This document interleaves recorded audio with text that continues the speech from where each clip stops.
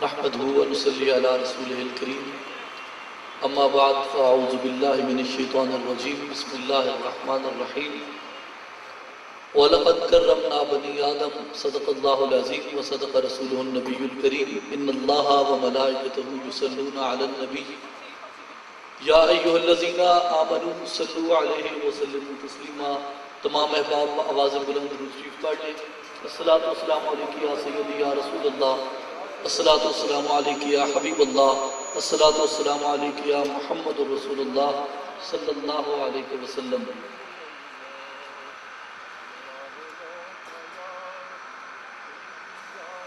دیار عشق میں اپنا مقام پیدا کر، نیا زمانہ نئے صبح و شام پیدا کر، خدا اگر دل فطرت شناس دے تجھ کو، سکوت لالہ و گل سے کلام پیدا کر۔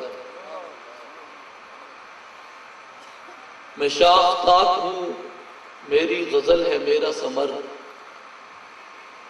میرے ثمر سے مے لال افام پیدا کر۔ واجب الادب، واجب التقدیس، مہمانان گرامی، علماء کرام، مشائخ عظام، خواتین و حضرات، حاضرین ناظرین سامعین، السلام علیکم ورحمۃ اللہ وبرکاتہ۔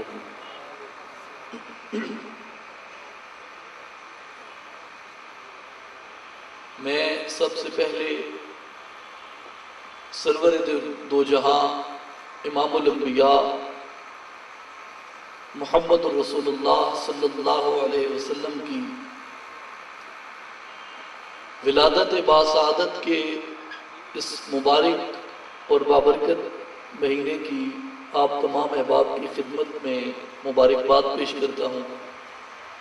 اس کے بعد اصلاحی جماعت و عالمی تنظیم العارفین دربار عالیہ حضرت سخی سلطان باہو رحمۃ اللہ علیہ برانچ فیصل آباد کے تمام اپنے تحریکی ساتھیوں کو میلاد مصطفیٰ صلی اللہ علیہ وسلم کی اس خوبصورت اور پروقار محفل کے انعقاد پہ مبارکباد پیش کرتا ہوں۔ آپ تمام احباب اس بات کو بخوبی جانتے ہیں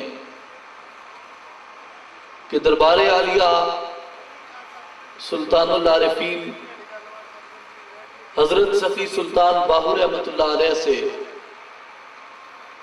میرے مرشد کریم اور میرے والد گرامی سلطان الفقر حضرت سخی سلطان محمد اصغر علی صاحب رحمۃ اللہ علیہ نے اصلاحی جماعت و عالمی تنظیم العارفین کی بنیاد رکھی، جس کے اغراض و مقاصد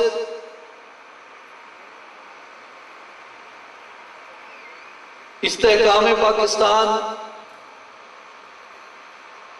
اتحاد امت مسلمہ اور اصلاح انسانیت ہیں، اور جس کے لیے آپ نے ہدایت کے لیے اور اس عظیم مقصد کی تکمیل تک پہنچنے کے لیے جو راستہ مقرر فرمایا، جو تعلیمات مقرر فرمائیں، وہ قرآن مجید اور احادیث مبارکہ کی روشنی میں اولیاء کاملین کی تعلیمات ہیں۔ میرے بزرگ اور انتہائی مہربان جناب راجہ نادر پرویز صاحب تشریف فرما ہیں۔ راجہ صاحب، انتہائی قابل اور بات میں عرض کرنا چاہتا ہوں کہ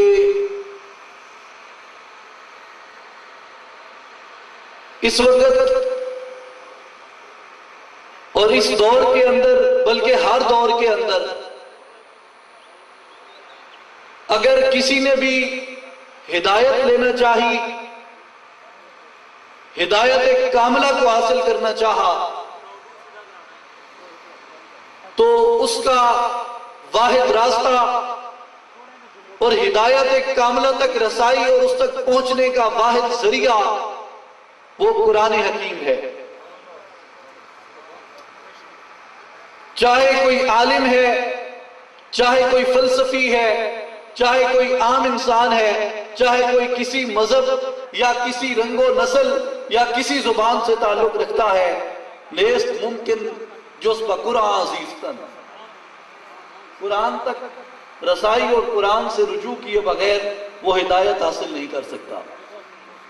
اب ایک عام انسان نے جب یہ سوچنا شروع کیا کہ میں نے ہدایت لینی ہے، تو اب ظاہر ہے اسے قرآن کا مطالعہ کرنا تھا، اور جب وہ قرآن کے مطالعے کے لیے آگے بڑھتا ہے تو وہ یہ بات پوچھنے پہ مجبور ہو جاتا ہے اس شخص سے جو اس سے بہتر علم رکھتا ہے۔ وہ اس سے یہ پوچھنے پہ مجبور ہو جاتا ہے کہ بھائی میں کس فرقے کا قرآن پڑھوں، میں قرآن کا ترجمہ کس فرقے کا یا کس مکتبہ فکر کا یا کس مسلک کا پڑھوں۔ تو یہاں پہ ایک ناقابل جواب سوال نے جنم لیا، یا اسے یوں کہہ لیں کہ ایک ایسے سوال نے جنم لیا جس کا جواب اس سوال سے پہلے واضح تھا کہ کیا قرآن فرقوں کی ملکیت ہے؟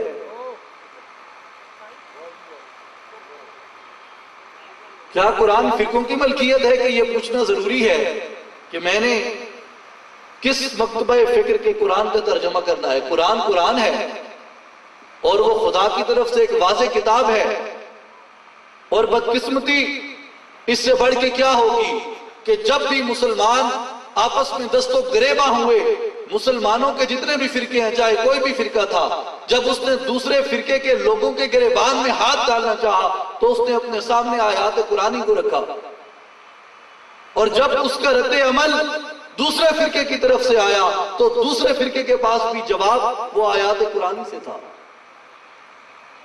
ہمیں کس نے یہ توفیق دی کہ ہم قرآن کو اپنے مخصوص مقاصد کے لیے استعمال کریں؟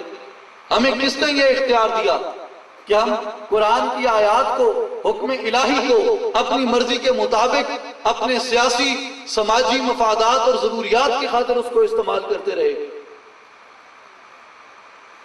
اور ہمارے اوپر پھر یہ سوال ہونا شروع ہو گیا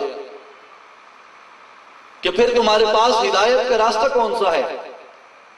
تو اس کے لیے ہمارے پاس قرآن پاک کی ہمیں ایک ایسی تفسیر کی ضرورت ہے، ایک ایسی تشریح کی ضرورت ہے، قرآن کی ایسی شرح کی ضرورت ہے کہ جس کے اندر کوئی فرقہ نہ ہو، جس کے اندر کوئی تفریق نہ ہو، جس کے اندر کوئی تضاد نہ ہو، جس کے اندر کوئی فساد نہ ہو، اور جس کے اندر کوئی الجھن نہ ہو۔ جس طرح قرآن پاک واضح ہے اور قرآن پاک ایک ربط کے ساتھ قائم ہے، اسی طرح ہمیں ایسی تفسیر کی ضرورت تھی کہ جو اسی طرح واضح ہو اور اسی طرح وہ ایک ربط کے ساتھ قائم ہو۔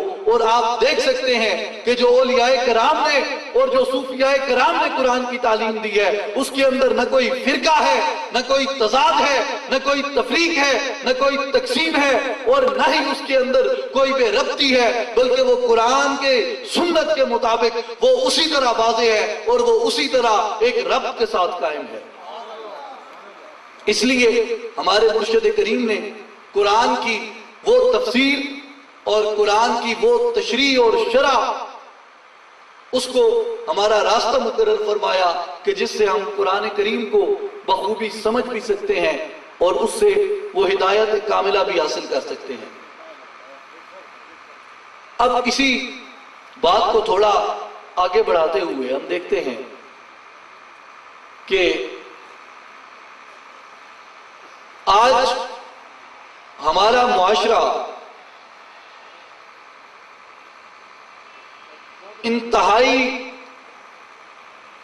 پستی کی طرف، اخلاقی پستی کی طرف جا رہا ہے۔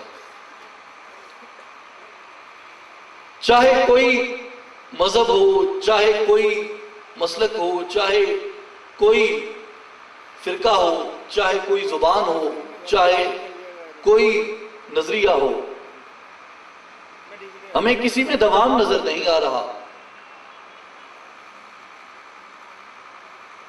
اور حتیٰ کہ وہ قوم جسے خدا نے قرآن میں کہا کہ کنتم خیر امت، آج وہ قوم ہمیں دنیا میں ذلیل و خوار ہوتی ہوئی نظر آتی ہے، دنیا کے اندر رسوا ہوتی ہوئی نظر آتی ہے. ہم نے یہ کبھی سوچا نہیں، اس پہ ہم نے کبھی اس نگاہ سے مطالعہ نہیں کیا کہ آخر ہمارے اندر جو یہ ایک غیر مستحکم صورتحال پیدا ہوئی، نظریاتی طور پہ، فکری طور پہ اور عملی طور پہ، یہ کیوں پیدا ہوئی.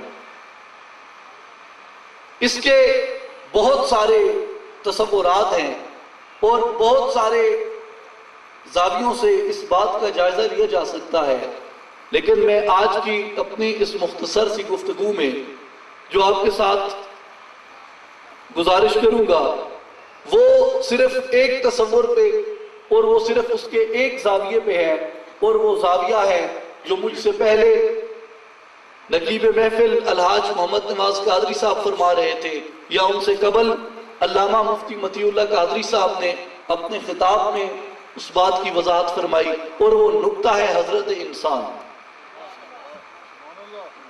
کہ انسان کیا ہے، جس کے بارے میں اللہ تعالیٰ نے قرآن مجید میں فرمایا وَلَقَدْ كَرَّمْنَا بَنِي آدم.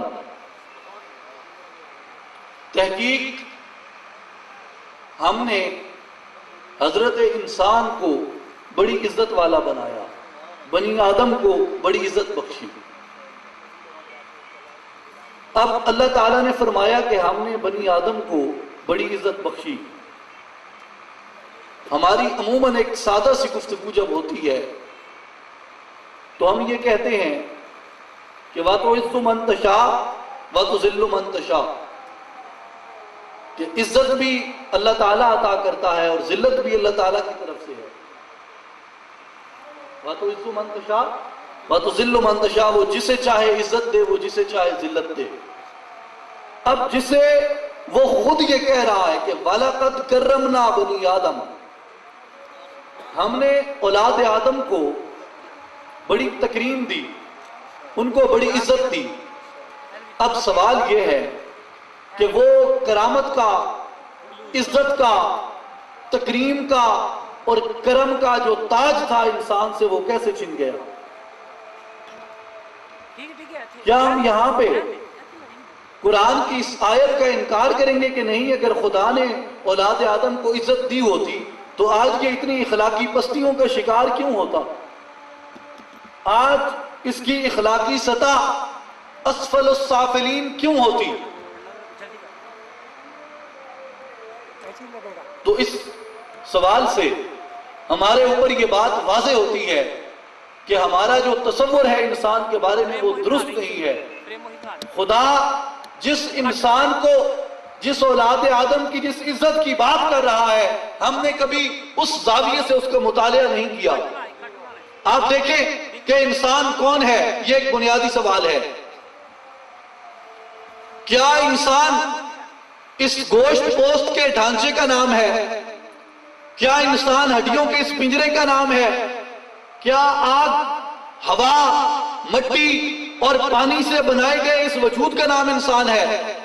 کیا خلقنا الانسان من نطفۃ امشاج، ماں اور باپ، عورت اور مرد کے نطفے کے اشتراک سے پیدا ہونے والے اس بچے کا جس کا یہ مادی وجود ہے، کیا اس کا نام انسان ہے؟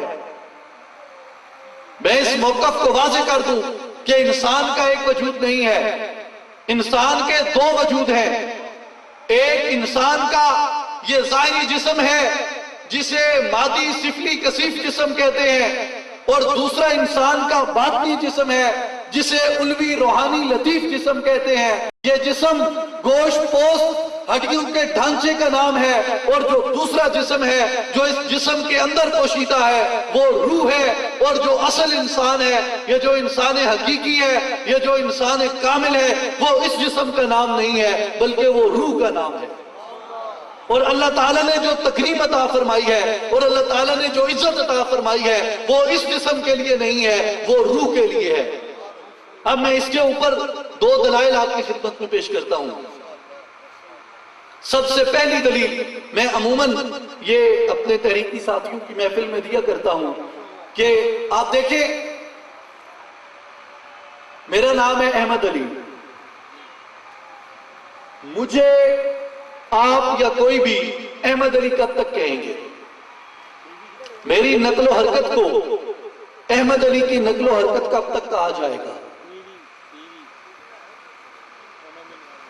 جب تک میرے جسم کے اندر روح موجود ہے اس وقت تک میری ہر نقل و حرکت کو احمد علی کی نقل و حرکت کہا جائے گا۔ احمد علی آج آ رہا ہے، احمد علی جا رہا ہے، احمد علی کو اندر لے کے جا رہے ہیں، احمد علی کو باہر لے کے آ رہے ہیں، احمد علی غسل کر رہا ہے، احمد علی کپڑے پہن رہا ہے، احمد علی کے لیے دعا کریں، احمد علی گڑھے میں اتر رہا ہے۔ یہ سارا کچھ اس وقت تک احمد علی احمد علی احمد علی کہتے رہیں گے جب تک کہ میرے جسم میں روح موجود ہے، لیکن جب رضائے الہی سے، حکم خداوندی سے میرے جسم سے روح نکل جاتی ہے، اب سانیہ یہ پیش آتا ہے کہ اس کے بعد مجھے کوئی احمد علی نہیں کہتا، اس کے بعد مجھے کوئی احمد علی نہیں کہتا، ہر کوئی یہی کہتا ہے۔ پہلے کہتے تھے کہ احمد علی آ رہا ہے، احمد علی جا رہا ہے، اب کہتے ہیں کہ میت آ رہی ہے، میت جا رہی ہے، میت کو اندر لے کے جا رہے ہیں، میت کو باہر لے کے آ رہے ہیں۔ پہلے احمد علی غسل کرتا تھا، آج میت کو غسل دے رہے ہیں۔ پہلے احمد علی کپڑے پہنتا تھا، آج میت کو کفن پہنا رہے ہیں۔ پہلے احمد علی کے لیے دعا کرتے تھے، لیکن آج جب آپ جنازے کی نیت کر رہے ہیں تو آپ کیا کہتے ہیں؟ ثنا اللہ تعالیٰ کے لیے، درود رسول اکرم محمد الرسول اللہ صلی اللہ علیہ وسلم کے لیے، اور دعا واسطے حاضر احمد علی کے، دعا واسطے حاضر احمد علی کے۔ دعا کس کے لیے؟ جنہیں جنازے کی نیت آتی ہے صرف وہی بتائیں، باقی نہ بتائیں۔ دعا کس کے لیے؟ دعا کس کے لیے؟ دعا کس کے لیے؟ میت کے لیے۔ اب کسی ذی شعور نے، کسی دانش مند نے جا کے چہرے سے کپڑا ہٹایا، کفن کو سرکایا اور دیکھا، حیران ہو گیا کہ یار یہ آنکھیں، یہ ناک، یہ ماتھا، یہ چہرہ، یہ خدخال، یہ نین نکوش، یہ بناوٹ، یہ تو ساری وہی ہے جسے ہم 8 گھنٹے پہلے احمد علی کہہ رہے تھے۔ ابھی وہی چہرہ ہے، وہی جسم ہے، وہی قد و قامت ہے، وہی نین نکوش ہے، وہی اس کے چہرے کی بناوٹ ہے، لیکن اب اسے میت کہہ رہے ہیں۔ ہے بھی وہی، تبدیل بھی نہیں ہوا، لیکن اسے اب میت کیوں کہہ رہے ہیں؟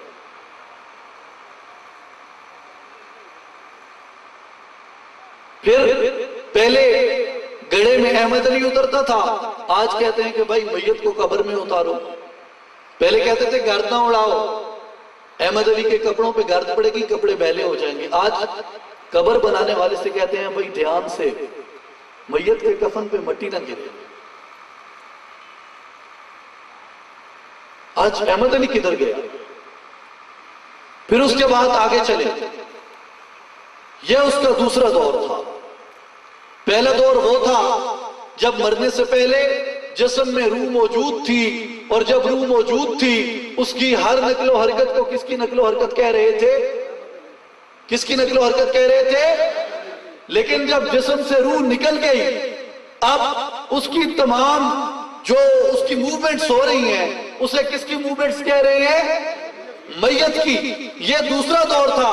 اب تیسرا دور یہ شروع ہوتا ہے کہ جب اسے قبر میں دفنا دیا جاتا ہے اور اس کے عزیز و اقارب، رشتہ دار اس کی تدفین کرنے کے بعد جب وہاں سے چلے جاتے ہیں، اور پھر قبر کے اندر ملائکہ نے، نکیرین نے، منکر نکیر نے سوال جواب کے لیے، حساب کتاب کے لیے قبر میں داخل ہونا ہے، اور ان کے سوال جواب کے لیے اس میت کے اندر روح پھر لوٹائی جاتی ہے. جب روح پھر لوٹائی جاتی ہے، اب عزیز و اقارب جب گھر پہنچتے ہیں تو گھر پہنچ کے وہ پھر کس نام سے اس کو پکار رہے ہیں؟ روح لوٹائی جب قبر میں، اب وہ پھر کہہ رہے ہیں کل احمد علی کے کل ہیں، پھر احمد علی کا ختم ہے، پھر احمد علی کا چیلم ہے، پھر اس کی برسی ہے، یہ اس کا بچہ ہے، یہ احمد علی کا گھر ہے، یہ احمد علی کی گاڑی ہے، یہ احمد علی کا فوٹو ہے. پھر سارا کچھ احمد علی کا شروع ہو گیا. اب دیکھیں، جب تک مرنے سے پہلے جسم میں روح موجود تھی اس وقت اسے احمد علی کہتے رہے. مرنے کے بعد، قبر میں جانے کے بعد جب روح پھر جسم میں آ گئی اسے پھر احمد علی کہنا شروع کر دیا. وہ میت اسی دورانیے میں تھا جس دورانیے میں روح اس کے جسم میں نہیں تھی. اب اندازہ آپ خود لگا لیں کہ احمد علی اس جسم کا نام ہے یا احمد علی اس جسم کا نام ہے جو اس جسم کے اندر پوشیدہ ہے. احمد علی ایک انسان کی مثال ہے. اگر انسان یا احمد علی اس وجود کا نام ہے تو پھر تنقید سن لے. اگر احمد علی اس جسم کا نام ہے تو پھر اندر اور باہر میت کو نہیں احمد علی کو لے آؤ گے، لے جاؤ گے. پھر غسل میت کو نہیں احمد علی کو دو گے. اگر اس جسم کا نام احمد علی ہے تو پھر کفن میت کو نہیں کفن احمد علی کو پہناؤ گے. اگر اس جسم کا نام احمد علی ہے تو پھر دعا واسطے حاضر میت کے نہیں دعا واسطے حاضر احمد علی کے ہوگی. اگر اس جسم کا نام احمد علی ہے، اگر اس جسم کا نام انسان ہے تو پھر قبر میں میت کو نہیں قبر میں احمد علی کو اتارو گے. یہ بات واضح ہو گئی کہ روح انسان کامل ہے اور روح ہی انسان کا نام ہے. اگر اس بدن کا نام انسان ہوتا تو دعا واسطے حاضر میت کے نہ ہوتی، دعا واسطے حاضر اس کے نام کو پکار کے کہی جاتی. پھر اس پہ دوسری مثال ابو البشر سیدنا آدم علیہ السلام کے متعلق کہ حضرت آدم علیہ السلام کو ملائکہ نے جو سجدہ کیا وہ کیسے کیا اور کب کیا. بڑا نازک موضوع ہے اور میں پوری ذمہ داری کے ساتھ اس پہ روشنی ڈالوں گا اپنے مالک کی توفیق سے کہ کیا ایسا ہوا تھا کہ حضرت آدم کا وجود آنن فانن ایک ہی لمحے میں بن گیا اور وہ مسند پہ رکھا تھا، اور جب وجود آدم تیار ہو رہا تھا جتنے بھی ملائکہ اور فرشتے تھے وہ قطاریں بنا کے صفیں بنا کے وہ کھڑے تھے مسند کے سامنے، حضرت آدم کا وجود رکھا گیا اور ملائکہ سجدے میں گر پڑے. کیا ایسا تھا؟ ایک عرصہ گزرا، ایک دورانیہ گزرا حضرت آدم کے وجود پہ. حضرت آدم علیہ السلام کا وجود 120 سال تک مکے اور طائف کے درمیان تیار ہوتا رہا، 3 حالتوں میں، اور وہ 3 حالتیں 40 سال کے دورانیے میں تقسیم ہیں. پہلے 40 سال ایک حالت رہی، پھر ارتقاء کے بعد 40 سال دوسری حالت رہی، پھر اس ارتقاء کے بعد 40 سال تیسری حالت رہی، جنہیں قرآن بتدریج یوں بیان کرتا ہے کہ پہلے 40 سال حضرت آدم کا وجود گیلی مٹی، جسے قرآن میں اصطلاح دی گئی ہے طین، گیلی مٹی کی صورت میں رہا. پھر 40 سال گوندی ہوئی مٹی کی صورت میں رہا جسے حمیم مستون کہا. پھر 40 سال کھنکتی ہوئی مٹی میں رہا جسے سلسالن کہا. اب یہ 40 120 سال کا عرصہ حضرت آدم کا وجود یعنی انسان کا وجود مکے اور طائف کے درمیان تیار ہوتا ہے تو کیا وہ ملائکہ کی نظر میں نہیں تھا؟ کیا ملائکہ کو نہیں پتا تھا کہ یہاں پہ وجود آدم تیار ہو رہا ہے؟ کیا ملائکہ اس وجود کی تخلیق میں شامل نہیں تھے؟ لیکن اس 120 سال کے عرصے میں وجود آدم کو نہ تو وہ ملائکہ سجدہ کرتے ہیں اور نہ ہی اس کے سامنے صفیں بنا کے کھڑے ہوتے ہیں۔ وجہ کیا تھی؟ ایک شرط اللہ نے لازم فرمائی تھی کہ جب تک وہ شرط کی تکمیل نہیں ہوتی اس وقت تک ملائکہ نے سجدہ نہیں کرنا۔ اب بات یہ ہے کہ انسان کا ظاہری وجود تیار ہو چکا، ملائکہ قطاریں بنا کے صفیں بنا کے کھڑے ہو گئے، حضرت آدم کا وجود 120 سال کے عرصے کے بعد مسجد پہ جلوہ فرما کر دیا گیا۔ اب وجود آدم سامنے ہے، ملائکہ دیکھ رہے ہیں، قطاریں بنا کے کھڑے ہیں، لیکن وجود آدم کو سجدہ نہیں کر رہے۔ کیوں نہیں کر رہے؟ کیونکہ ابھی تک اس شرط کی تکمیل نہیں ہوئی تھی جو شرط اللہ نے لاگو فرمائی تھی۔ اور وہ شرط کیا تھی؟ فرمایا ہے ملائکہ سجدہ نہیں کرنا الہ العالمین کب تک؟ فرمایا جب تک اس شرط کی تکمیل نہ ہو جائے۔ کہا الہی شرط کی تکمیل کا کیسے پتہ چلے گا؟ فرمایا سجدہ اس وقت کرو گے وَنَفَخْتُ فِيهِ مِن رُوحِي، جب میں اس کے اندر روح کو پھونک دوں اس وقت تم نے اس کو سجدہ کرنا ہے۔ اب پتہ چلا کہ ملائکہ کا جو سجدہ تھا وہ حضرت آدم کے ظاہر کو نہیں تھا بلکہ وہ حضرت آدم کی روح کو سجدہ تھا۔ اس لیے اگر انسان اس قسم کا نام ہے تو جب وجود آدم کی تشکیل ہونا شروع ہوئی تھی، جب وجود آدم کی تعمیل ہونا شروع ہوئی تھی، اس وقت ملائکہ کو سجدہ کر دینا چاہیے تھا۔ ثابت یہ ہوا کہ اس قسم کا نام آدم نہیں ہے، اس قسم کا نام انسان نہیں ہے، یہ انسان کامل نہیں ہے۔ کیوں کہ سجدہ اسے نہیں ہوا بلکہ سجدہ روح کو ہوا۔ اب اسی بات کو مولانا روم رحمت اللہ علیہ ان الفاظ میں فرماتے ہیں، گر نبودے ذات حق اندر وجود، آب گلرا کے ملک کردی سجود۔ اگر ذات حق وجود انسان میں جلوہ گر نہ ہوتی تو آب گلرا کہ ملک کردی سجود،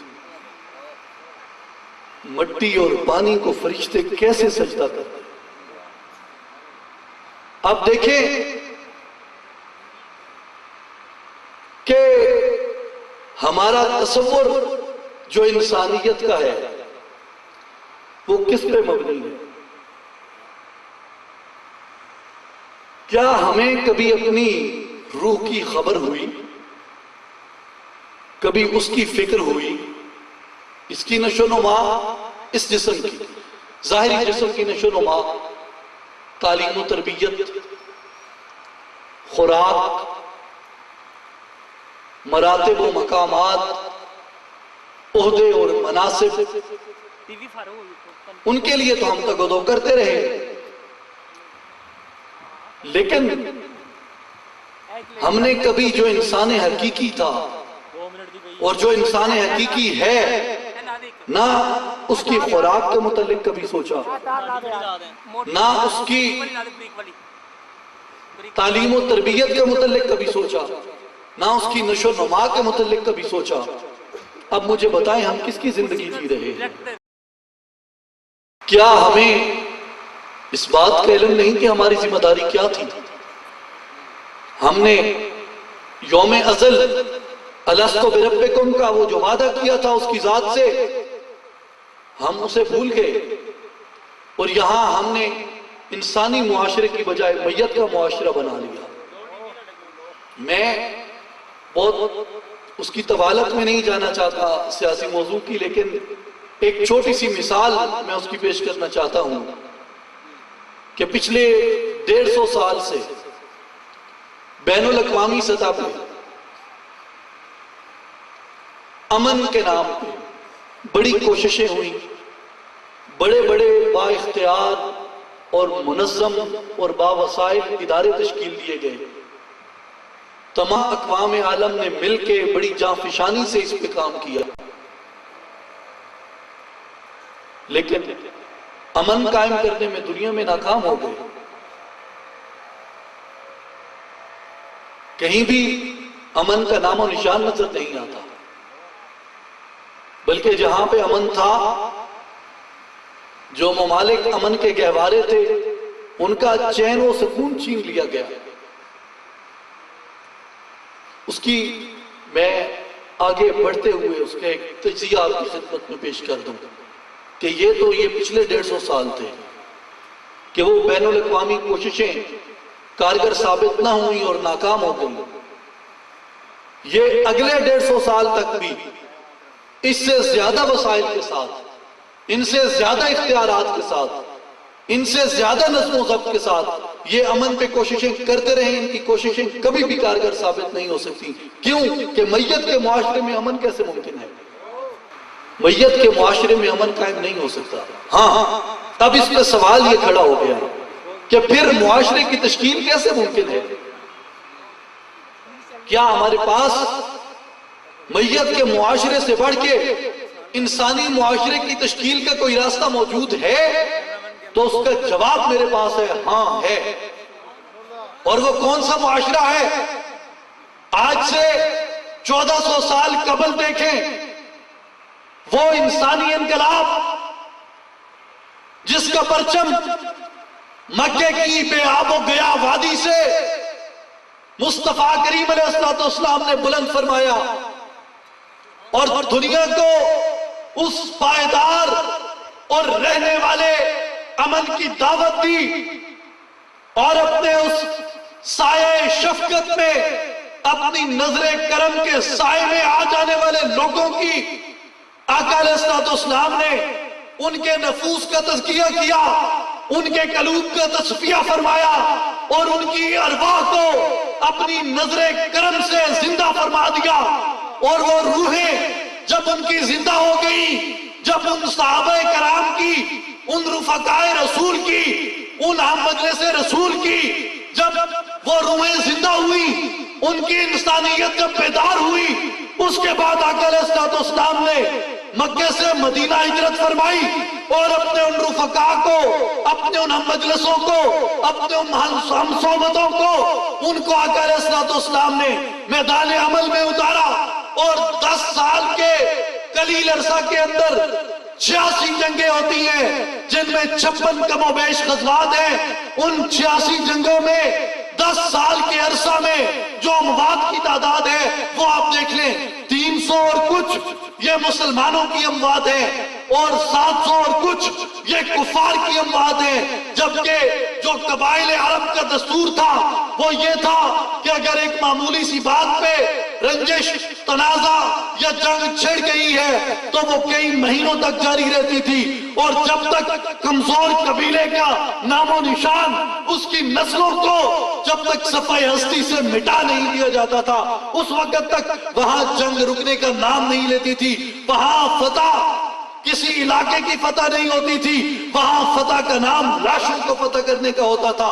اور لیکن آپ اس کے برعکس اس مصطفی انقلاب کی طرف دیکھیں، اتنی زیادہ تعداد میں اتنے قلیل عرصہ کے اندر جنگیں ہوئی، لیکن اموات صرف نہ ہونے کے برابر ہوتی ہیں۔ تو یہ ہمیں اس بات کا درس ملتا ہے کہ جہاں پہ نفوس لڑتے ہیں، جہاں پہ یہ بدن لڑتا ہے، جہاں پہ یہ میت لڑتی ہے، وہاں پہ خون خرابہ بھی ہوتا ہے، وہاں پہ دنگل فساد بھی ہوتا ہے، وہاں پہ فتنہ و بربادی بھی ہوتی ہے، لیکن جہاں پہ روح لڑتی ہے وہاں پہ امن قائم ہوتا ہے، جس کی واضح مثال میں اس چیز سے دینا چاہوں گا کہ حضور علیہ السلام کے جو رفقا تھے وہ اپنی بدنی طاقت کے ساتھ، اپنی غذائی طاقت کے ساتھ اور اپنی جسمانی طاقت کے ساتھ نہیں لڑتے تھے۔ جیسے صاحب تفسیر روح البیان علامہ اسماعیل حقی رحمۃ اللہ علیہ نے حضور مولا کائنات شیر خدا حضرت علی رضی اللہ تعالیٰ عنہ کا قول مبارک نقل کیا ہے کہ آپ نے فرمایا کہ میں نے خیبر کا قلعہ نہ تو اپنی قوت جسمانیہ سے فتح کیا ہے، نہ اپنی قوت غذائیہ سے فتح کیا ہے، ولیکن اُشِّدْتُ بِهِ بِقُوَّةٍ مَلَكُوتِيَّةٍ، میں نے خیبر کے قلعے کو اپنی ملکوتی طاقت کے ساتھ فتح کیا ہے۔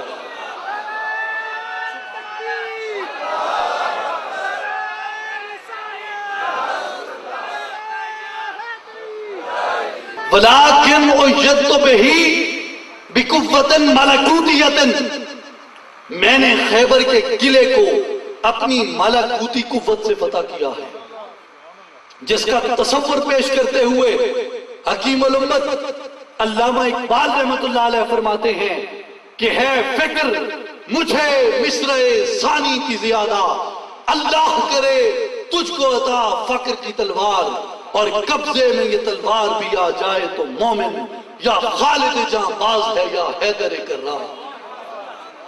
وہ حیدر کرار یا خالد جاں باز، وہ فولاد یا لوہے کی بنی ہوئی تلوار سے وہ طاقت نہیں ہے، بلکہ وہ اپنے اندر کی تلوار سے وہ طاقت ہے۔ اور پھر کافر ہے تو شمشیر پہ کرتا ہے بھروسہ، مومن ہے تو بے تیغ بھی لڑتا ہے سپاہی۔ کیوں؟ کہ اس کے اندر جو وہ ملکوتی جوہر موجود ہے، اس کے اندر جو وہ لاہوتی پرواز کی طاقت موجود ہے۔ اور بات چل رہی تھی معاشرے کی، تو آپ اس پہ دوسری بات دیکھیں کہ آقا علیہ الصلوۃ والسلام نے جو آپ کا 13 سالہ مکی دور مبارک ہے، اس میں جو پہلے 12 سال ہیں، آپ کبھی ان کو غور سے دیکھیں، ان میں کون سی عبادت کرتے تھے صحابہ کرام؟ نمازیں، روزے، دیگر تمام فرائض وہ فرض ہوتے ہیں شب معراج، اور معراج ہوتی ہے نبوت کے 12ویں سال، معراج ہوتی ہے نبوت کے 12ویں سال، اور یہ فرائض مقرر ہو رہے ہیں، فرض ہو رہے ہیں، یعنی شب معراج دوسرے لفظوں میں نبوت کے 12ویں سال۔ اب جو وہ پہلے 12 سال گزرے تھے، اب جو پہلے 12 سال گزرے تھے، ان 12 سالوں میں رسول کریم صلی اللہ علیہ وسلم نے صحابہ کرام سے کون سی عبادت کروائی؟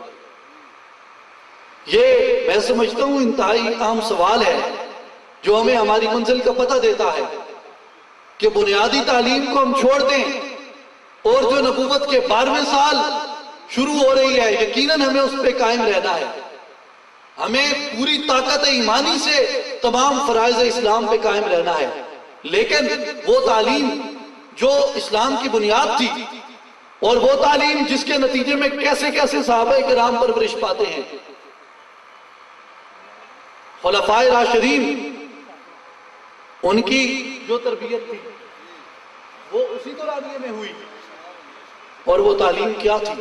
وہ تعلیم یہ تھی کہ وہ صحابہ کرام بارگاہ رسالت، بارگاہ نبوت صلی اللہ علیہ وسلم میں حاضر ہوتے، اور آپ اپنی نظر کرم ان کے قلوب میں فرماتے اور ان کی روحوں کو زندہ فرما دیتے۔ یہ جو 12 سال عبادت کا سلسلہ تھا، یہ روح انسانی کی بیداری کا سلسلہ تھا، اور آپ نے روح انسانی کو زندہ فرمایا، اپنے روح رفقا کی، اپنے صحابہ کرام کی، اپنے مجلس میں بیٹھنے والوں کی روحوں کو زندہ کیا، اور ان کی روحوں کو زندہ فرمانے کا نتیجہ یہ نکلا کہ اس دنیا کو اسلامی انقلاب اور انسانی انقلاب کا وہ سب سے پہلا درس ملا۔ اب بات پھر وہیں پہ آتی ہے کہ وَلَقَدْ كَرَّمْنَا بَنِي آدم، جب اولاد آدم کو فرمایا کہ میں نے بڑی رفعت عطا فرمائی، بڑی عظمت عطا فرمائی، بڑا تقدس عطا فرمایا، تو اس میں ہمیں یہ دیکھنا ہے کہ جو انسان کی عظمت ہے، یہ جو انسان کا تقدس ہے، جو اولاد آدم کا تقدس ہے، وہ کس کی وجہ سے ہے؟ کیا وہ اسی وجود کا تقدس ہے؟ کیا وہ اسی وجود کی عظمت ہے؟ نہیں، وہ عظمت اور وہ تقدس وہ روح کا تقدس ہے۔ میں اس پہ 2 دلائل آپ کی خدمت میں پیش کرتا ہوں۔ پہلی دلیل، ایک بچہ پیدا ہوتا ہے، وہ چند لمحے زندہ رہا، چند سانسیں اس نے لی، دوسرے لفظوں میں کہ اس کے جسم میں روح صرف چند لمحات ٹھہری، اس کے بعد اس کے جسم سے روح پرواز کر گئی۔ اب اس بچے کی عمر صرف 5 سے 10 سیکنڈ ہے۔ اس بچے کا جنازہ فرض کفایہ ہے، اس کی تکفین، اس کی تدفین، وہ پورے آداب اور وہ پورے احترام کے ساتھ کرنا یہ ہر مسلمان پہ فرض ہے۔ کیوں فرض ہے؟ میں اسے اس لیے کہوں گا کہ اس لیے فرض ہے چونکہ اس کے جسم میں چاہے چند لمحات، چاہے ایک لمحے کے لیے بھی داخل ہوئی، لیکن روح داخل ہوئی، جب روح داخل ہو گئی ایک لمحے کے لیے بھی اور پھر نکل گئی، لیکن روح کے ایک لمحے کے دخول نے اس کے جسم کو یہ عزت اور یہ رفعت عطا کر دی۔ اب اس کے برعکس دیکھیں، ایک بچہ مردہ حالت میں پیدا ہوتا ہے، وہ ایک سانس بھی نہیں لیتا، ایک لمحہ بھی زندہ نہیں رہتا، اس کے جسم میں روح ایک لمحے کے لیے بھی داخل نہیں ہوتی۔ کیا اس کی تکفین اس طرح سے ہے جس طرح کے زندہ حالت میں پیدا ہونے والے بچے کی تھی؟ کیا اس کا جنازہ فرض کفایہ بنتا ہے مردہ حالت میں پیدا ہونے والے بچے کا؟ نہیں۔ کیا اس کی اس ادب اور اس احترام کے ساتھ تدفین ہے جس طرح زندہ حالت میں پیدا ہونے والے بچے کی تھی؟ نہیں۔ کیوں نہیں؟ ان دونوں کے درمیان فرق یہ ہے کہ اس کی تقدیس، اس کی تحریم، اس کی تکریم، اس کا تقدس، اس کا تحرم، اس کا تکرم اس لیے بڑھ گیا چونکہ اس کے جسم میں روح داخل ہو گئی تھی، اور اس کی تکریم اس لیے نہ بڑھ سکی کیونکہ اس کے جسم میں روح داخل نہیں ہوئی تھی۔ اب اس پہ دوسری مثال ہے، اللہ تعالیٰ معاف فرمائے، ہر انسان کو اللہ تعالیٰ بلکہ ہر ذی روح جو اولاد کی شعور رکھتا ہے اس کا اللہ تعالیٰ محفوظ فرمائے۔ ایک نوجوان ہے، میں ایک مثال عرض کرتا ہوں، ایک نوجوان ہے، 20 یا 25 سال اس کی عمر ہے، اور وہ اللہ تعالیٰ نے اسے اپنے سارے گھر کنبے خاندان کی روزی کا وسیلہ بنایا ہوا ہے، وہ سارا کرتا دھرتا ہے، سارے نظام کو سنبھالتا ہے، سارے معاملات کو سنبھالتا ہے، تمام معاملات کو خوش اسلوبی سے چلا رہا ہے۔ اب حکم الہی سے، رضائے الہی سے اس کا کوئی حادثہ ہوتا ہے یا کسی اور آفت کی وجہ سے وہ نوجوان فوت ہو جاتا ہے۔ اب نوجوان ہے، اس نے زندگی کی صرف چند، اپنی جوانی کی صرف چند بہاریں دیکھی ہیں۔ اب سوال یہ ہے کہ اس کے گھر والے اس نوجوان کی میت کو اپنے پاس کتنی دیر برداشت کریں گے؟ 10 گھنٹے، 20 گھنٹے، 24 گھنٹے، 36 گھنٹے، 48 گھنٹے، 60 گھنٹے، کتنی دیر برداشت کریں گے؟ بلاخر ہر کسی کو جلدی ہوگی، یار جلدی اس کی تدفین کر دیں، جلدی اس کی تدفین کر دیں، جلدی اس کی تدفین کر دیں۔ اس کے برعکس اب ایک مثال ہے، یہ تو نوجوان تھا، سارے گھر کا کرتا دھرتا تھا، سارے کنبے کو سنبھالتا تھا، سمجھدار تھا، دیکھتا تھا، سنتا تھا، بولتا تھا، معذور نہیں تھا، محتاج نہیں تھا۔ اس کے برعکس ایک بزرگ ہیں، فرض کر لیں ان کی عمر 150 سال ہے، وہ سن نہیں سکتے، وہ دیکھ نہیں سکتے، وہ بول نہیں سکتے، وہ سوچ نہیں سکتے، وہ سمجھ نہیں سکتے، وہ کھا نہیں سکتے، اپنی مرضی سے پی نہیں سکتے، اپنی مرضی سے خارج نہیں کر سکتے، تمام ان کا نظام زندگی مفلوج ہے۔ انہیں دفنانے کی جلدی کسی کو نہیں ہوتی،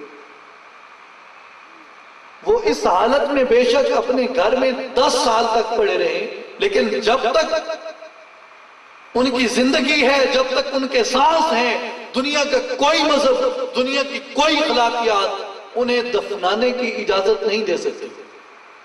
اب ایک طرف سمجھدار، ہوش مند نوجوان تھا، ایک طرف بے ہوش اور ایک محتاج ضعیف العمر بزرگ ہے۔ اس نوجوان کی تدفین کی ہر کسی کو جلدی ہے، اس بزرگ کو کوئی نہیں دفنا رہا۔ ان کے درمیان فرق کیا ہے؟ فرق یہ ہے کہ جو چیز انسانی وجود کے تقدس کا باعث تھی، جو چیز انسانی وجود سے پیار کا، انسانی وجود سے محبت کا، انسانی وجود سے انس کا، انسانی وجود کے تقدس کا، انسانی وجود کی تحریم و تکریم کا، انسانی وجود کی عظمت و رفعت کا جو چیز باعث تھی، اس نوجوان کے وجود میں وہ چیز نہیں رہی، اس کی روح پرواز کر چکی ہے۔ اس لیے اب اس کا وہ تقدس بھی نہیں رہا، وہ تحریم بھی نہیں رہی، وہ انس و محبت بھی نہیں رہا۔ ہر کسی کو جلدی ہے کہ یار اسے تحقیق کر دے، اور وہ بزرگ جن کا تقدس بحال ہے، جن کی تحریم بحال ہے، جن کا ادب بحال ہے، جن کو تہے خاک کرنے کی جلدی کسی کو بھی نہیں ہے، لیکن وہ سن بھی نہیں سکتے، دیکھ بھی نہیں سکتے، بول بھی نہیں سکتے، سمجھ بھی نہیں سکتے، ان کو کوئی تہے خاک نہیں کر رہا، اس لیے کہ جو انسانی وجود کو عظمت عطا کرتی ہے، جو انسانی وجود کو رفعت عطا کرتی ہے، وہ چیز اور وہ جوہر ابھی ان کے وجود میں موجود ہے۔ اس لیے دنیا کی کوئی اخلاقیات انہیں دفنانے کی اجازت نہیں دیتی۔ اب آپ خود اندازہ لگا لیں کہ انسانی وجود کی جو تحریم ہے، جسے خدا نے فرمایا کہ وَلَقَدْ كَرَّمْنَا بَنِي آدم، ہم نے اولاد آدم کو بڑی عزت عطا فرمائی۔ اب وہ عزت کس کی ہے؟ اس وجود کی عزت ہے یا روح کی عزت ہے؟ اب روح کی جو عزت ہے وہ خدا نے فرمایا کہ وَلَقَدْ كَرَّمْنَا بَنِي آدم، وہ میں نے انسان کو، ابن آدم کو وہ عزت اور وہ میں نے اس کو تکریم عطا کی ہے۔ اب جو میں نے ابتدا میں تمہید میں سوال کیا تھا کہ دنیا میں انسان کی قدر گر کیوں گئی، تو کیا یہ قرآن کی اس آیت سے ٹکراؤ نہیں کہ انسان کی عزت گر جائے، جبکہ خدا کہتا ہے کہ میں نے اسے بڑی عزت عطا کی ہے۔ لقد، دو قسمیں، لقد کو اگر غور سے دیکھیں تو دو قسمیں ہیں، لام بھی قسمیہ ہے اور قد حرف تحقیق ہے۔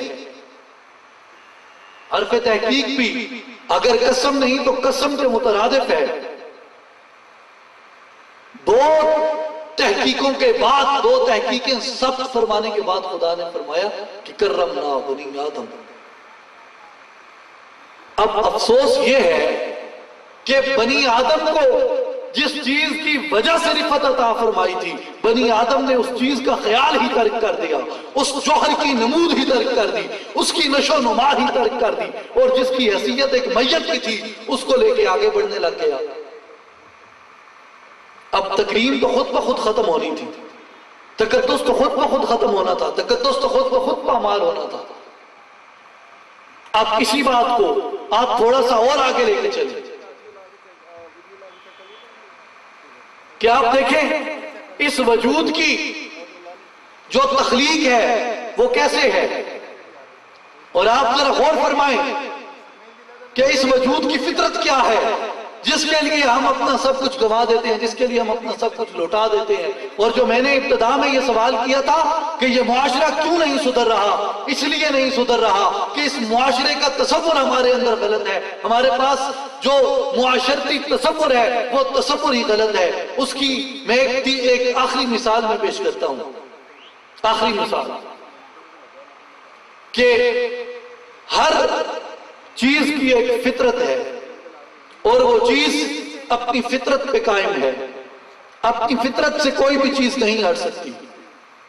آپ اسی طرح انسان کے ان دونوں اجسام کی، انسان کے دونوں جسموں کی آپ فطرت کا تجزیہ کریں۔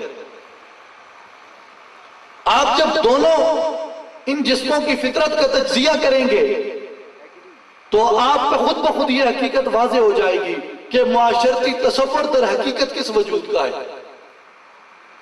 اور یہ ایک بڑی واضح سی بات ہے کہ فطرت سے کوئی بھی چیز انحراف نہیں کر سکتی۔ جیسے علامہ اقبال فرماتے ہیں کہ فطرت کے تقاضوں کی کرتا ہے نگہبانی، ہو بندہ صحرائی یا مرد کوہستانی۔ کوئی صحرا میں رہتا ہے، کوئی بیاباں میں رہتا ہے، کوئی پہاڑوں میں رہتا ہے، کوئی میدانوں میں رہتا ہے، لیکن اپنی فطرت سے منحرف نہیں ہو سکتا، وہ اپنی فطرت کے تابع ہو گئے۔ اب اس وجود کی فطرت کو دیکھیں، اس وجود کی فطرت کیا ہے؟ یہ وجود کس چیز سے تشکیل پاتا ہے؟ انتہائی قابل غور بات ہے، اور میں یہ آخری گزارش کر رہا ہوں، حاصل گفتگو بات ہے کہ اس کے اجزائے ترکیبی کو دیکھیں، آپ کو فطرت کا پتہ چل جائے گا، کیونکہ فطرت کو معلوم کرنے کا جو پیمانہ ہے وہ اس کے اجزائے ترکیبی ہیں، جس کی میں ایک سادہ سی مثال دیتا ہوں۔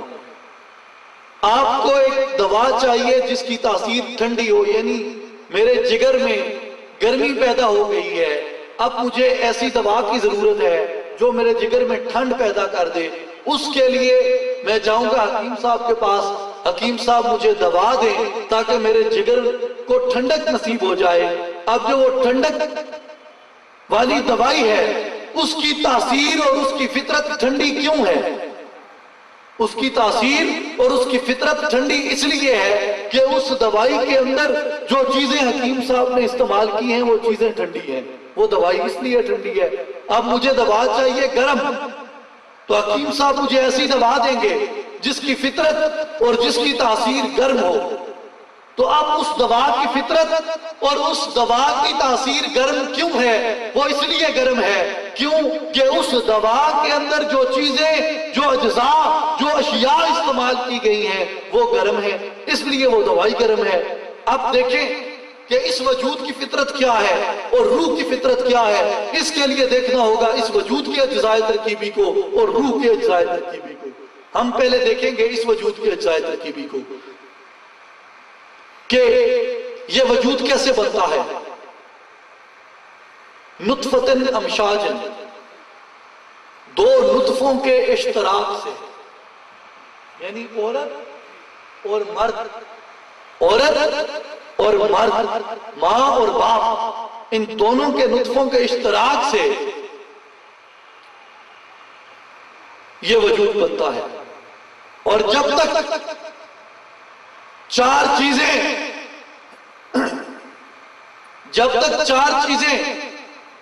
عورت اور مرد دونوں میں مشترکہ طور پہ، شرع کا ایک مسئلہ ہے، میں عرض کیے دیتا ہوں کہ دونوں میں مشترکہ طور پہ نقطۂ عروج میں نہ پہنچ جائیں، اس وقت تک عورت کے پیٹ میں حمل نہیں ٹھہرتا۔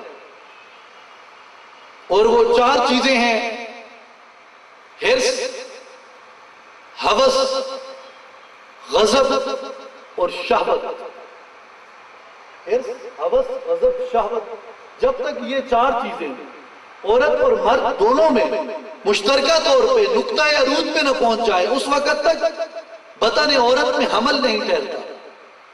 اب گویا اس بچے کی جو وہاں پہ ٹھہراؤ ہے بطن عورت میں، یا اس کے بعد وہ دنیا میں آ کے اس معاشرے کا فرد بنتا ہے، اب اس کے اجزائے ترکیبی میں یہ چار چیزیں شامل ہوں گی: حرص، ہوس، غضب اور شہوت۔ یہ اب اس بچے کے اجزائے ترکیبی میں شامل ہو گئے۔ اب میرا ایک چھوٹا سا سوال ہے آپ سے، میری گزارش ہے کہ ذرا بیداری سے اس سوال کا جواب دیجیے گا، بیداری سے، تاکہ مجھے احساس ہو کہ میں نے ابھی تقریباً 1 گھنٹہ آپ کے ساتھ جو گفتگو کی ہے، آپ کو میری بات کی سمجھ آئی ہے۔ کیا حرص ثواب کا کام ہے؟ میری بات کی سمجھ نہیں ہے یہ آپ کو؟ کیا حرص ثواب کا کام ہے؟ کیا ہوس ثواب کا کام ہے؟ کیا غضب ثواب کا کام ہے؟ کیا شہوت ثواب کا کام ہے؟ نہیں۔ جب یہ ثواب کا کام نہیں ہے تو پھر یہ کیا ہے؟ جب یہ ثواب کا کام نہیں ہے تو پھر کیا ہوس گناہ نہیں ہے؟ بتائیں بھائی، کیا ہوس گناہ نہیں ہے؟ کیا حرص گناہ نہیں ہے؟ کیا غضب گناہ نہیں ہے؟ کیا شہوت گناہ نہیں ہے؟ جب 4 گناہ فرد کے اجزائے ظاہری جسم کے اجزائے ترکیبی میں شامل ہیں، اب مجھے آپ یہ بتائیں کہ اس فرد کی فطرت کیا ہوگی؟ یہ ظاہری جسم کی میں بات کر رہا ہوں، اب اس فرد کی فطرت کیا ہوگی جس کے اجزائے ترکیبی کے اندر حرص، ہوس، غضب اور شہوت شامل ہے۔ اور میں ایک اور بات آپ کو بتاتا چلوں کہ دنیا کے جتنے بھی گناہ ہیں، دنیا کے جتنے بھی گناہ ہیں، وہ سارے کے سارے گناہ ان 4 گناہوں سے جنم لیتے ہیں۔ ہر گناہ یا حرص سے ہوگا، یا ہوس سے ہوگا، یا غضب سے ہوگا، یا شہوت سے ہوگا، ان سے باہر کوئی گناہ نہیں ہے دنیا کا۔ میں آپ کو گنوا دیتا ہوں، جنسی افعال بد، زنا کاری، برا خیال، بری سوچ، عصمت دری، آبرو ریزی، منشیات کا استعمال، شراب نوشی اور برے الفاظ، غلیظ الفاظ کا استعمال، یہ سب کا سب یہ شہوت کے نتیجے میں ہے۔ شہوت نہ ہو تو نہ انسان زناکاری کرے گا، نہ بری نظر سے دیکھے گا، نہ برا خیال آئے گا اسے، نہ وہ منشیات کا استعمال کرے گا، نہ وہ شراب نوشی کرے گا، نہ آبروریزی کرے گا، نہ عصمت دری کرے گا جب اس میں شہوت نہیں ہے۔ لیکن جب یہ اس کی اجزائے ترکیبی میں شامل ہے تو پھر یہ جتنے بھی گناہ ہیں یہ شہوت سے جنم لے رہے ہیں۔ اب دوسری طرف آئیں، تکبر، غصہ، قتل، ناجائز قبضہ اور ظلم، جبر، یہ سب غضب کے نتیجے سے جنم لے رہے ہیں۔ یہ تمام گناہ یہ غضب سے جنم لے رہے ہیں۔ اب آپ اسے تھوڑا آگے آئیں، دنیا کی ناجائز محبت، اپنے مفاد کے حصول کے لیے دوسرے کے مفاد کو کچل ڈالنا، لالچ، طمع، بغض، کینہ، یہ سب کا سب یہ حرص سے جنم لے رہا ہے۔ اور دولت، تخت، تاج، راج، سنگھاسن، حکومت، سلطنت، حکمرانی، یہ سب کا سب یہ ہوس کے نتیجے میں ہے۔ بڑے بڑے گھر، بڑی بڑی بلڈنگیں، بڑے بڑے کاروبار، اور اپنے کاروبار کے مفاد کے لیے دوسرے کو کچل ڈالنا، دوسرے کی حق تلفی کرنا، سود، یہ سب کا سب جو ہے یہ ہوس کے نتیجے میں ہے۔ اب مجھے آپ جتنے گناہ میں نے گنوائے ہیں، آپ مجھے دنیا کا کوئی گناہ بتائیں جو رہ گیا ہے۔ جتنے بھی گناہ ہیں وہ ان 4 گناہوں کے ضمنی کے طور پہ ہیں، وہ ان 4 گناہوں سے جنم لیتے ہیں، حرص، ہوس، غضب، شہوت، ان سے۔ اب یہ انسان کی اجزائے ترکیبی ہیں، اور جو انسان ان تمام گناہوں کا مرکب ہے، آپ مجھے کسی سے یہ توضیح کروا کے دے دیں کہ جس کی فطرت میں یہ 4 گناہ شامل ہیں وہ بھی کبھی اس معاشرے کو سدھار سکتا ہے۔ میرے بزرگ ہیں، میرے بڑے بھائی ہیں راجہ صاحب، حضرت سلطان باہو کی تصانیف کے مترجم سید امیر خان نیازی صاحب بیٹھے ہیں، آپ تمام ذی شعور لوگ یہاں پہ تشریف فرما ہیں، تمام اہل علم لوگ آپ یہاں پہ بیٹھے ہیں، مجھے بتائیں آپ کیسے اسے، میں دوا ایسی کھا رہا ہوں جس کی اجزاء ٹھنڈی ہیں، اور میں اس سے توقع یہ کر رہا ہوں کہ یہ معدے کو جا کے گرم کر دے گی۔ کیا ایسا ممکن ہے؟ ایک دوا میں ایسی کھا رہا ہوں جس کی اجزائے ترکیبی گرم ہیں، اور میں توقع اس سے یہ کر رہا ہوں کہ یہ میرے معدے کو جا کے ٹھنڈا کر دے گی۔ کیا ایسا ممکن ہے؟ تو پھر وہ انسان جو 4 گناہوں کا مرکب ہے، اور وہ بھی ایسے گناہ کہ جس سے دنیا کا ہر گناہ جنم لیتا ہے، آپ اس سے یہ توقع کریں کہ وہ اس معاشرے کو سدھار دے گا، وہ ایک پرامن معاشرہ تشکیل دے دے گا، آپ مجھے بتائیں یہ کیسے ممکن ہے؟ آپ اس سے یہ ایکسپیکٹ ہی نہیں کر سکتے، یہ توقع ہی نہیں رکھ سکتے آپ اس سے۔ اور پھر آپ دیکھیں کہ اب معاشرہ انسانی کی اصلاح کیسے ہوگی۔ پھر یہ ایک بہت بڑا سوالیہ نشان بن گیا ہمارے سامنے۔ اب اس سوال جو جواب ہے وہ یہ ہے کہ آپ روح کی اجزائے ترکیبی کی طرف دیکھیں۔ آپ روح کی اجزائے ترکیبی کی طرف دیکھیں کہ روح کی اجزائے ترکیبی کیا ہیں. وہ یہ کہ روح کی تخلیق کیسے ہوئی.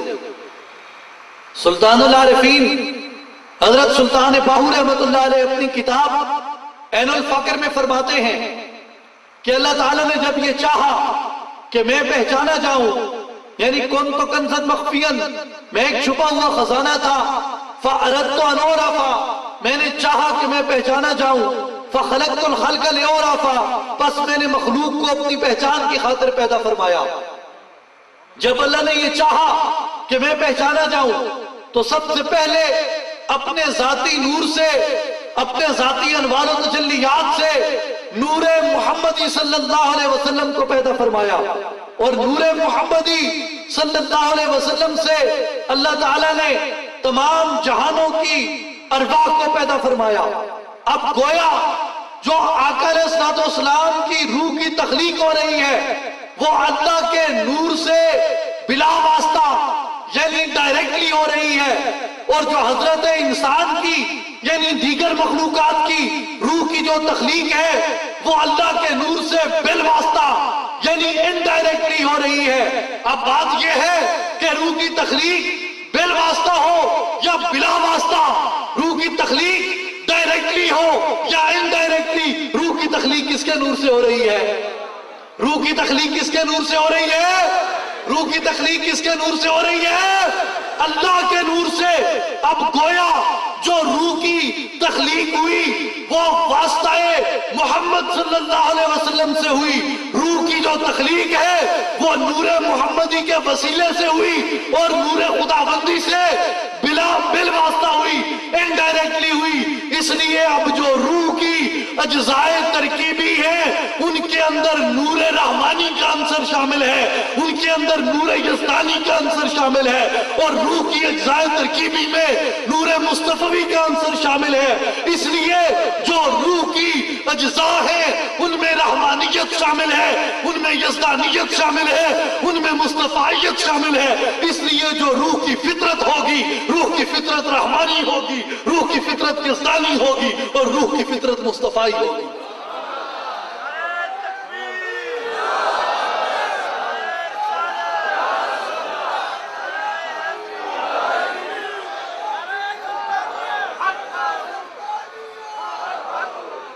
اب دیکھیں کہ ایک طرف ایسا جسم ہے جو مادی ہے، جو نفسانی ہے، اور ایک طرف ایسا جسم ہے جو روحانی ہے، جو مصطفی ہے.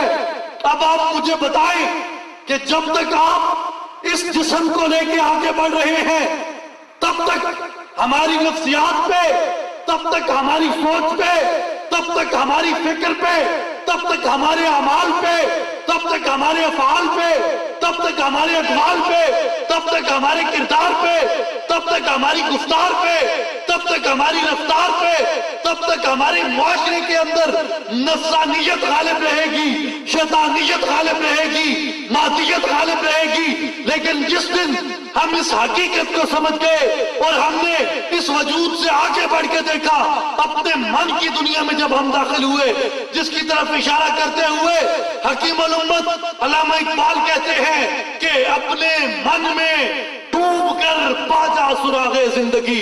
اور سلطان العارفین حضرت سلطان باہو رحمۃ اللہ علیہ فرماتے ہیں کہ اے تن رب سچیدہ حجرہ وچ با فقیرہ جاتی ہوں، جس کے متعلق حدیث شریف میں آقا علیہ الصلوۃ والسلام نے فرمایا من عرف نفسہ، جو اپنے آپ کو پہچان گیا، فقط عرف ربہ، وہ اپنے رب کو پہچان گیا. جس کے متعلق قرآن کریم میں اللہ تعالیٰ نے ارشاد فرمایا وفی انفسکم، اے بندے میں تیرے انفس میں، میں تیرے اندر موجود ہوں، افلا تبصرون، افسوس تو یہ ہے کہ تو مجھے دیکھتا ہی نہیں۔ اب انسان جب اپنی مادیت سے بڑھ کے اپنی روحانیت کی طرف جاتا ہے، اپنے اصل انسان کو زندہ کرتا ہے، اپنی میت سے بڑھ کے اپنے انسان کی طرف غور کرتا ہے، تو پھر اس کے افعال پہ، اس کے اقوال پہ، اس کے اعمال پہ، اس کے گفتار پہ، اس کی رفتار پہ، اس کے چال چلن پہ، اس کے اٹھنے بیٹھنے پہ، اس کی معاشرتی سرگرمیوں پہ جو چیز غالب آ جاتی ہے وہ روحانیت غالب آ جاتی ہے، وہ مصطفیت غالب آ جاتی ہے، اور وہ رحمانیت غالب آ جاتی ہے۔ اس لیے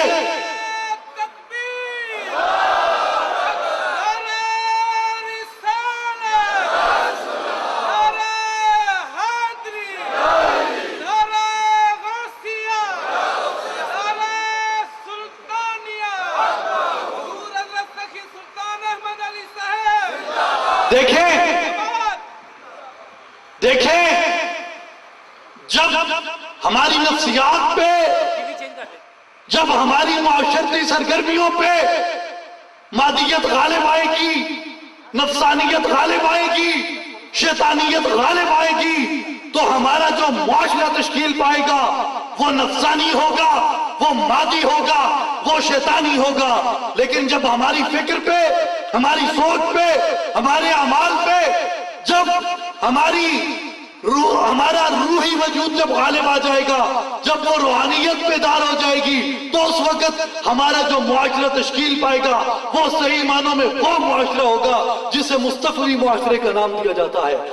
میرے بھائیوں، میرے دوستوں، میرے بزرگوں، میری ماؤں، میری بہنوں، آج اصلاحی جماعت دربار عالیہ حضرت سلطان باہو رحمت اللہ علیہ سے لے کے چل کے اسی فکر کو لے کے چلی ہے، اسی بات کو لے کے آگے چلی ہے، اسی مشن کو، اسی پیغام کو لے کے آگے چلی ہے کہ خدا را آج انسان جن پستیوں میں گر چکا ہے، انسان جس زوال کا شکار ہے، انسانیت جس ذلت کا شکار ہے، اور یہ امت مسلمہ جن رسوائیوں کا شکار ہے، اور یہ ہمارا وطن عزیز، یہ پاکستان جس عدم استحکام کا شکار ہونے جا رہا ہے، اس کی وجہ صرف اور صرف یہ ہے کہ ہم نے اپنے معاشرے کی جو بنیاد ہے اس کو مادی بنا لیا ہے، اس کو نفسانی بنا لیا ہے، اس کو شیطانی بنا لیا ہے۔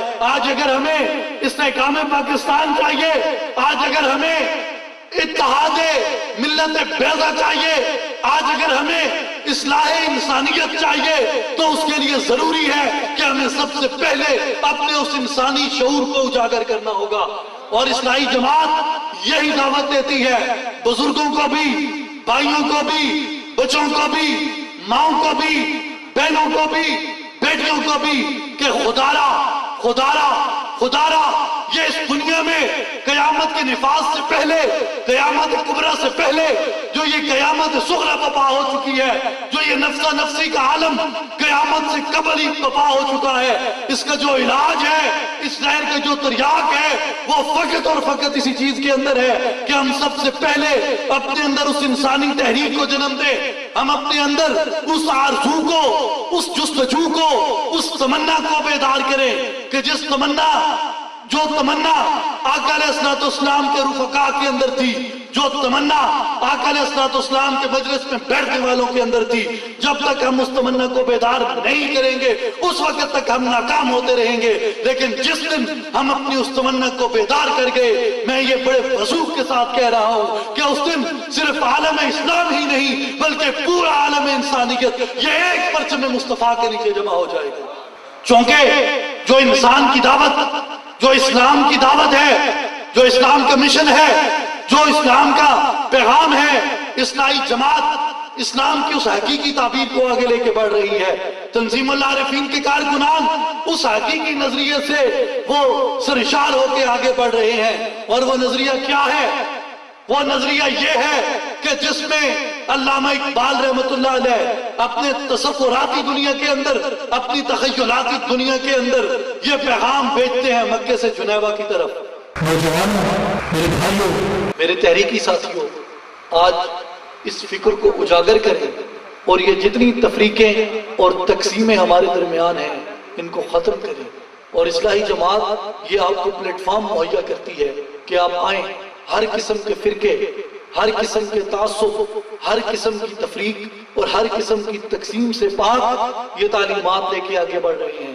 اور میرا یہ یقین ہے کہ جب کوئی بھی صاحب دل اور ذی شعور اس پرچم کے سائے میں آئے گا، اس کے دل بھی آباد ہو جائے گا، اس کی روحانیت بھی بیدار ہو جائے گی۔ اور میں نے ابتدا سے آخر تک جو بات دہرائی ہے اور جس کا میں نے بھرپور اصرار کیا ہے آپ سے کہ ہم اپنی اس میت کے اوپر اپنی روح کی فطرت کو غالب کر دیں۔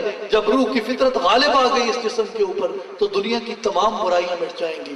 میرے بھائیوں، جب یہ غالب آ جاتی ہے تو پھر ہمیں یہ یقین سے کہنا پڑتا ہے کہ شب گریزاں ہوگی آخر جلوہ خورشید سے، اور یہ چمن معمور ہوگا نغمہ توحید سے۔